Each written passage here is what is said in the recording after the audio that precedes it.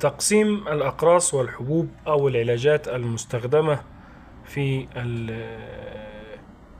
الصحة الجنسية إلى 3 أقسام رئيسية، وبعد كده بيبقى فيه اختلافات من شخص لآخر.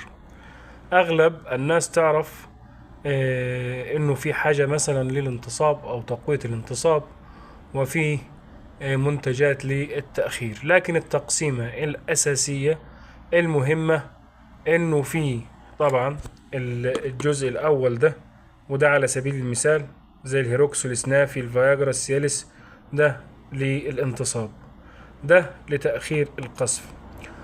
فاضل حاجة مهمة جدا ناس كثيرة بتنساها، ودي طبعا ممكن شخص يحتاجها وممكن شخص ما يحتاجهاش، ولكن بتقوي الانتصاب وبطريق غير مباشر، لكن الاستخدام الأساسي بتاعها هو تقوية الرغبة الجنسية أو الدافع الجنسي. فممكن حد يقول ما احنا كده كده عندنا رغبة، هو فاهم الرغبة بمعنى الموافقة، وانه الموضوع ده محدش يرفضه، لكن لا، الرغبة النوع الأول ده الأفروفيم ده للسيدات أكثر، جنتابليكس ده للرجال، بالرغم انهم نفس التركيبة لكن يختلفوا في التركيز. فكده التقسيمة الأساسية اللي تحطها في مخك لما تيجي تستخدم هذه العلاجات، انه في نوع منهم لزيادة الرغبة، في نوع للانتصاب، في نوع لتأخير القذف.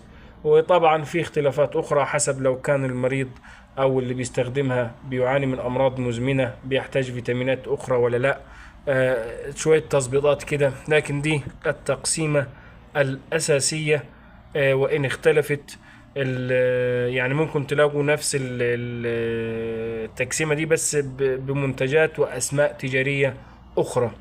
يعني هنا في مصر زي ده التريب جولد، تمام، او بيدي حتى بيدي نفس المفعول ولكن مختلف اصلا عنه في التركيب، ولكن بيدي نفس الاستخدام.